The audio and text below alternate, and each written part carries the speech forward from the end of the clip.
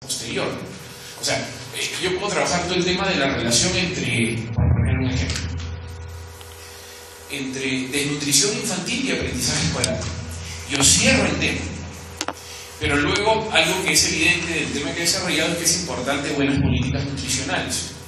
Yo solamente he demostrado que los niños desnutridos no tienen buen aprendizaje escolar. Pero eso deja abierta la pregunta de cómo desarrollar políticas nutricionales que justamente fortalezcan la nutrición y por lo tanto el aprendizaje escolar. Mi tema de hoy era la relación entre nutrición y aprendizaje escolar y comprobé que había una relación, que los niños desnutridos tienen más dificultades para aprender. Cerré el tema, bien hecho.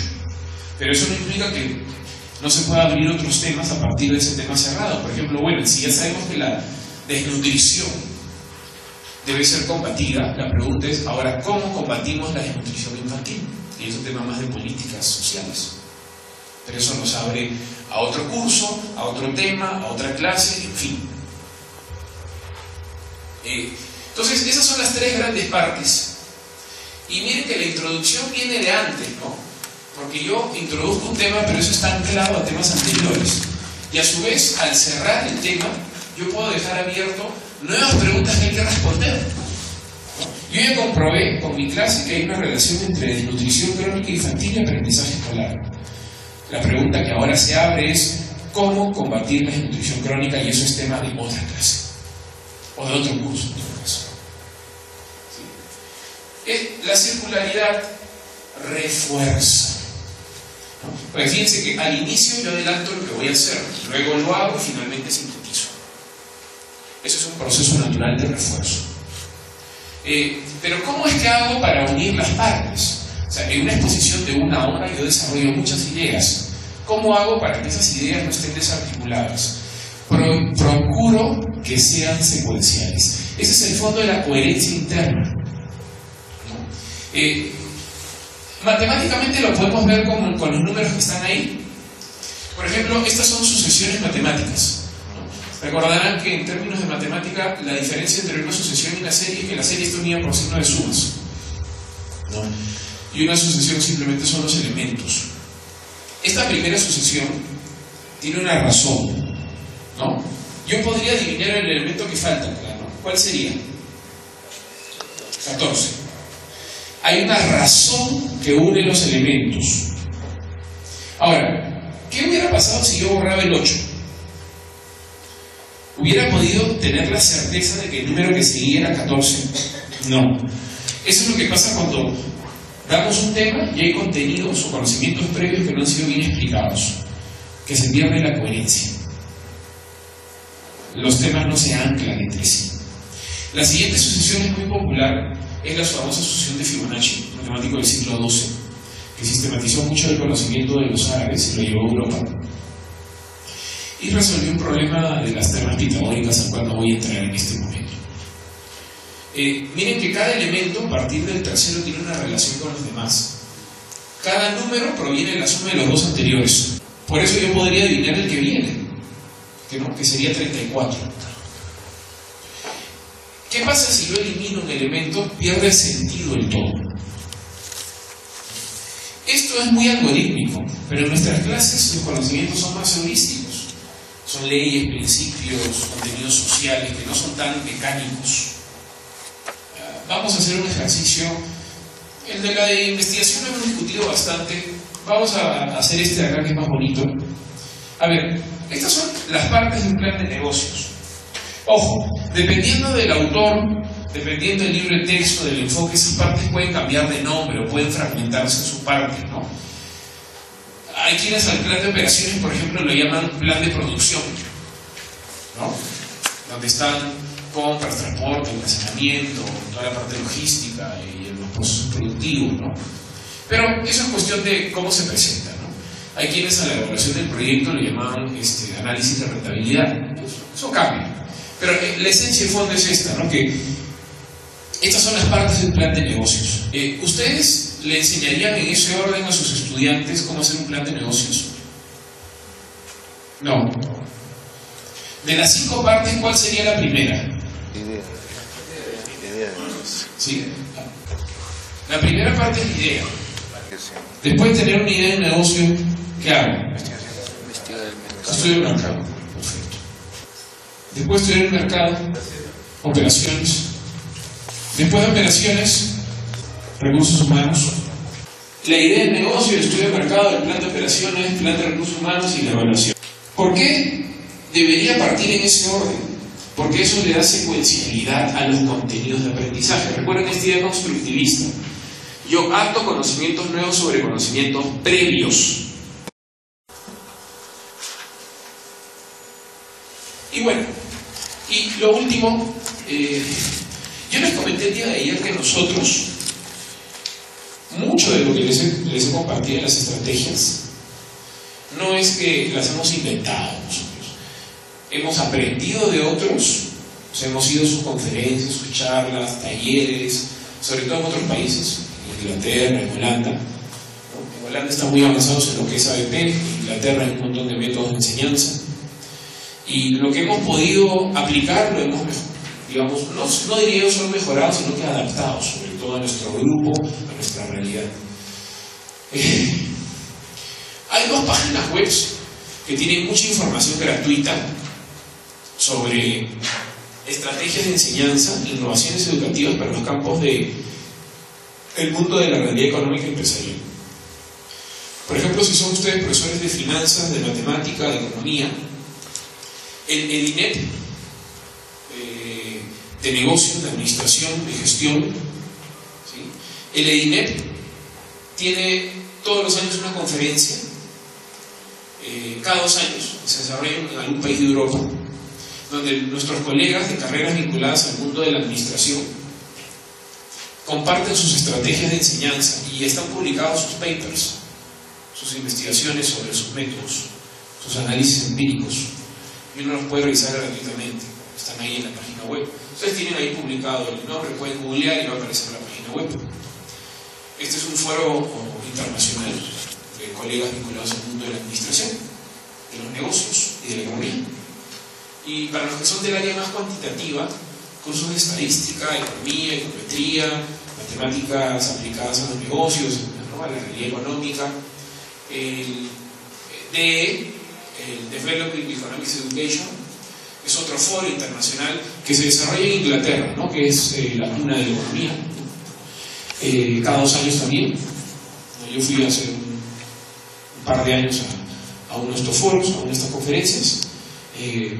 Lo que hacen los participantes es presentar sus papers, sus investigaciones sobre los métodos que están diseñando para enseñar sus cursos de matemática, economía, finanzas. Entonces, los invito a navegar ahí, ¿no?, para ver qué están haciendo nuestros colegas de otros países, ¿no? Estos foros son interesantes porque uno va y piensa que son europeos y es mentira, van los americanos porque están bien atrasados en estos temas, están aprendiendo mucho de los europeos, muchos asiáticos. Cuando fui al de América del Sur, los únicos peruanos éramos de los del Pacífico, pero igual hay gente de muchos países y uno aprende bastante. Hay muchos documentos colgados en la web que uno puede bajar gratuitamente para revisar. Entonces, un poco para sintetizar,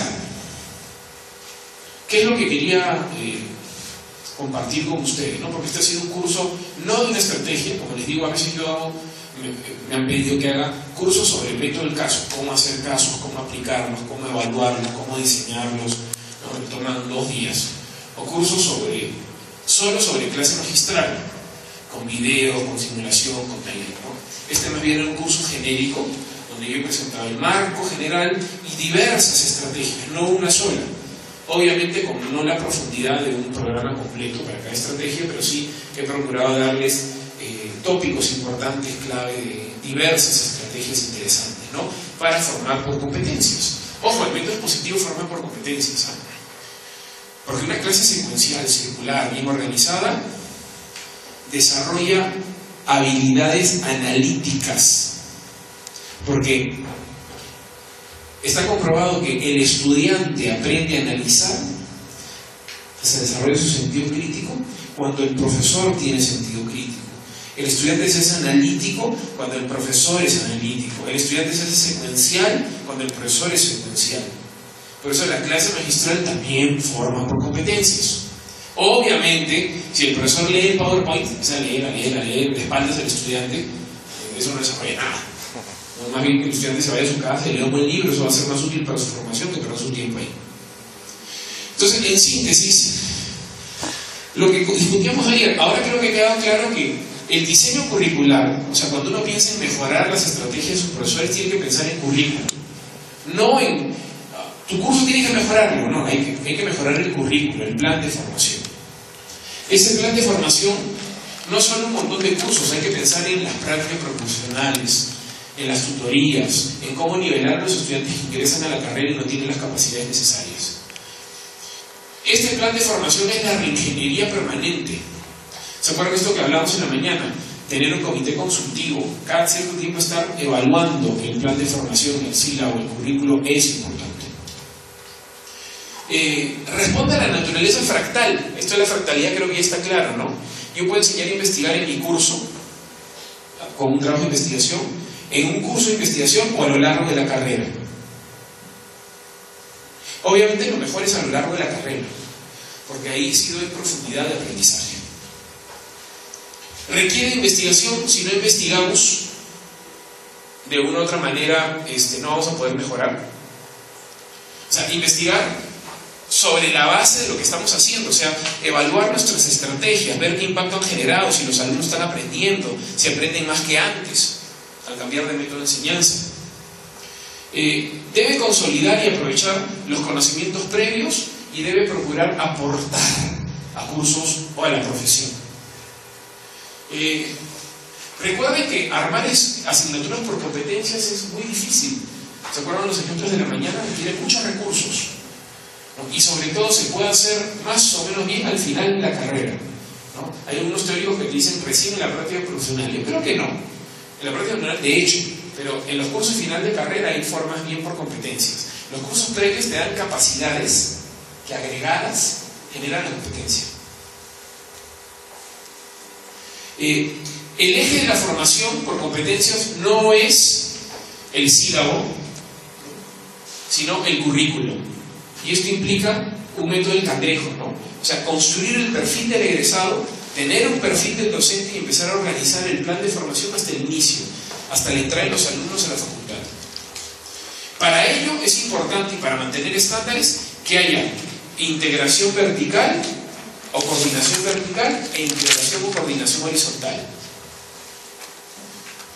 Y recordar que hay que trabajar con mucho sentido común, que no podemos aplicar las mismas estrategias en un seminario al inicio de la carrera que en un curso al final de la carrera, ¿no? Que no podemos aplicar lo mismo en un curso teórico que en un curso aplicado. Cada uno tiene que encontrar las estrategias que se adapten mejor al tipo de asignatura, porque hemos visto que los contenidos, los saberes son de diversa naturaleza. Están los conceptuales, los procedimentales, los actitudinales, y todos no se aprenden de la misma forma. Es importante, dentro de todos los principios y técnicas, dos que son fundamentales son el conflicto cognitivo y el refuerzo. Y para ayudar a fortalecer las estrategias, no solo la clase magistral, sino en general todas las estrategias, es importante uniformizar la nomenclatura. A veces dar demasiado es peor que dar poco y bien dosificado. Aprender de las experiencias de otros, investigar, ¿sí? Retroalimentar, no nos olvidemos. Si dejamos trabajos, hay que dar la oportunidad que el alumno subsane sus errores. Necesitamos tiempo. Si queremos mejorar, vamos a tener que invertir más tiempo, entonces necesitamos tener tiempo.